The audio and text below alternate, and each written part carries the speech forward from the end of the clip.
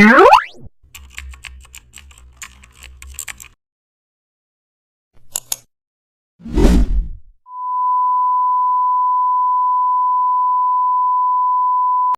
back to the channel. Don't forget to like, share and subscribe for more updates. Today we are diving into exciting tutorial how to design an entertainment show thumbnail in Photoshop.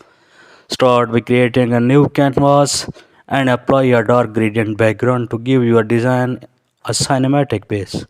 Important, your main host deliberate image and use selective subject to remove the background.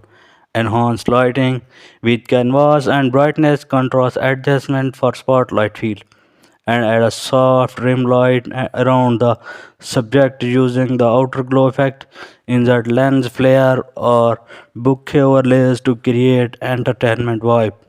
Use bold typography like Waves New for the show title. Add gradient overlay or neon effect